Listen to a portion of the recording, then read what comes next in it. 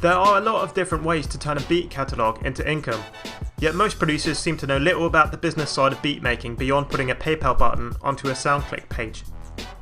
After spending countless hours honing your craft, learning production techniques, downloading the best VSTs and making awesome beats, it can be very frustrating if you're not racking up the kind of sales you want. So here are my personal tips, backed up with some image and video proof and compiled after almost a decade of selling beats professionally. Number 1. Sell licenses to your beats. This is the easiest and still the best way to make money with your beats.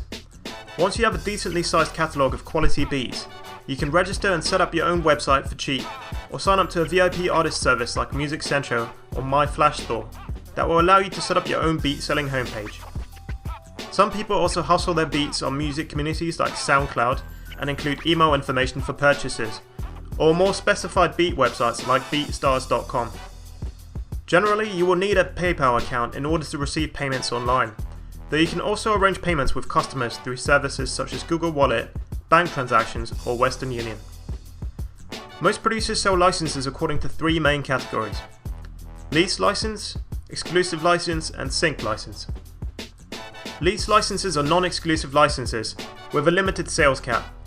This means that your buyer can only sell a limited number of digital downloads of physical albums, usually around 2,000 to 10,000. Your beat can be leased to an unlimited amount of buyers as you retain the rights to your beat. Lease licenses are sold by producers anywhere from $1 to $50, with an average of around $25. It is common practice to also offer premium lease licenses, where buyers are given the option to pay a little extra to receive separated instrumental track lines of your beat and/or to sell more units.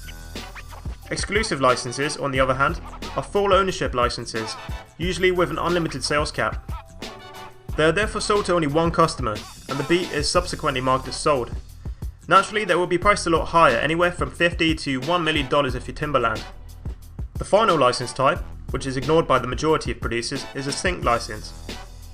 While lease and exclusive licenses are targeted at recording artists, sync licenses are for media professionals and broadcasters such as websites, movies, TV, or video games. Sync licenses are usually limited to a specified number of broadcasts, for example 1 DVD release title. They are commonly priced between lease and exclusive licenses, depending on the intended use. If you're planning to make beats your full-time income, then selling licenses will be the backbone of your operation. Even if your plan is to go after album placements, your first priority should always be setting up your internet presence. Get yourself a PayPal account, set up a beat selling website, and start promoting. Here on my PayPal account you can see the kind of income our beat page generates in a good month. That's $23,000 in USD only. Now of course bear in mind I've been selling beats for a long time, but the sky really is the limit for you. Number 2. Sell other producers' beats. It might seem counterintuitive to spend your time pushing other producers' beats, but building up a team of beat makers can be beneficial in many ways. Not only can you feed off each other creatively and provide your customers with a constant stream of fresh material, you can also agree to take a set percentage of the sales you make for your fellow producers. If you put together a strong team with a diverse range of beat styles, you can greatly increase your market share and divide marketing duties. Everyone benefits. Number 3. Sell MP3 downloads. A lot of producers neglect selling MP3 downloads to their beats, opting instead to give out free downloads, or not to allow any downloading at all. However, giving out MP3 downloads for 99 cents or $1.99 for example, can actually be a great additional revenue source. Essentially this is free money, as you can make it clear to your customers that the MP3 downloads are intended for non-profit use only. There is a big market of music fans and casual artists who might enjoy just listening to your beats or recording on them for demo or personal use, without wanting to invest the 20 odd bucks for a commercial lease license. If you're worried about the safety of your beats, you can always tag them and tell customers that untagged versions are only sent out with lease or exclusive licenses. This is a fair deal for everyone, as your listeners will still get to enjoy and/or trial your beats. MP3s can be sold through a number of online vendors such as iTunes, Amazon, or the SoundClick MP3 store. Number 4. Make beat tapes. Similar to selling MP3s, it is well worth your time releasing beat tapes or compilations of your instrumentals, perhaps even the odd exclusive release with unpublished beats. This can generate a lot of excitement amongst your fans and lead to your music being discovered by whole new fan groups on sites like CD Baby. Over the years I've released a number of compilation albums and published them all via CD Baby. The site is really useful. As well as selling your music through their own website, they will distribute your songs to all their digital partners such as iTunes, Amazon, MySpace Music or Rhapsody. What's more, you have the ability to enter all your songs into sync licensing deals via Rumblefish, which can potentially earn you even more money if your beats are used, for example in YouTube videos. CD Baby have paid out almost $10,000 to me so far, and as they add more and more digital partners, the monthly checks seem to get bigger and bigger. Number 5. Become a YouTube partner. Becoming a YouTube partner, and subsequently having sponsored advertisements displayed in your videos, is more of a long-term strategy, as it will take you a while to get to a point where you're making decent money. Unlike before though, anyone can monetize videos now, which basically means you will have Google Ads displayed before, during, or after your videos. You will need to have signed up to an AdSense account, and will earn a percentage of all ad revenue generated in this way.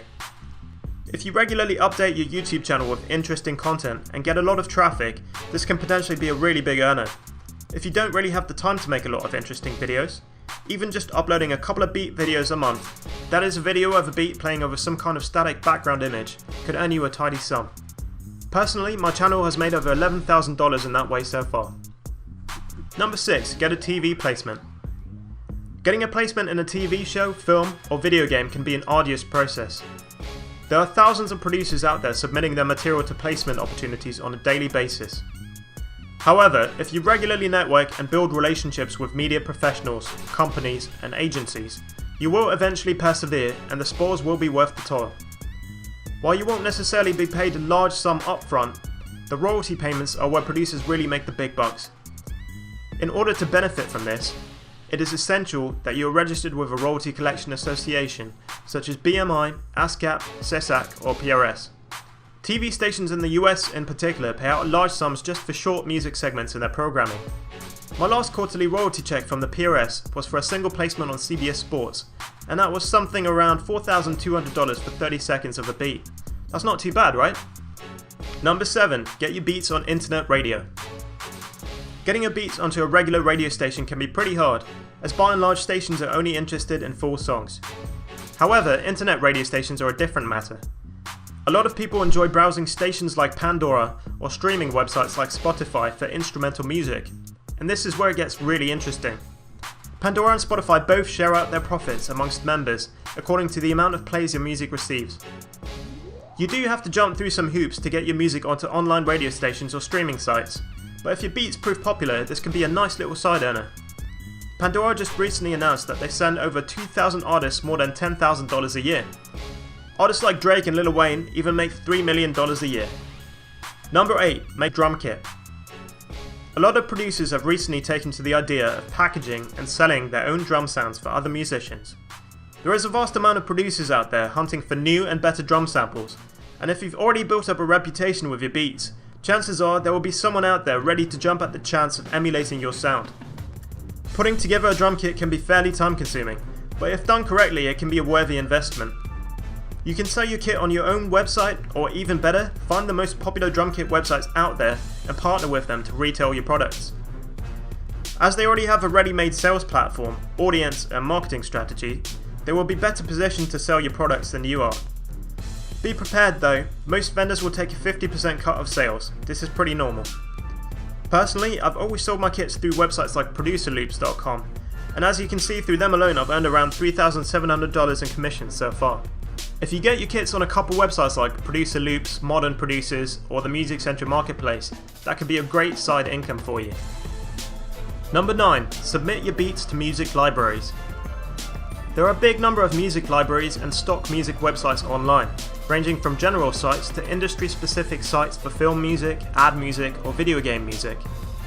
When you upload your beats to these sites, you will usually have to enter into non-exclusive sub-publishing agreement, which basically means you are signing over the right for those websites to make money with your music in exchange for a profit share. They will usually charge somewhere in the region of 50 to 75%, so that's a pretty big chunk.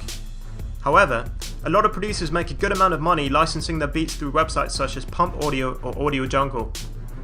The customers of these sites are usually video creators, advertisers, or website owners. So by uploading your music to these sites, you can reach a new audience outside of the recording artists. Just make sure you read any contract you sign with these websites very carefully, as some of them are known to be fairly cutthroat. Number 10. Be creative. Okay, so this last one is a bit of a cop-out, but what I'm trying to say is that there are an endless number of ways in which you can make money from beats. You're certainly not limited to selling licenses through a website or hustling your beats to artists for placements. There are many other avenues I haven't covered in this list, and probably a whole lot more I've never even thought about. You could run song contests for artists with a paid submission, for example, like we did here earlier in the year. Or you could write an ebook or get paid for product placements on your website. If you come up with any more great ideas or want to collaborate on an innovative project, you're always welcome to hit me up. That's all from me, AD. I'll see you next time.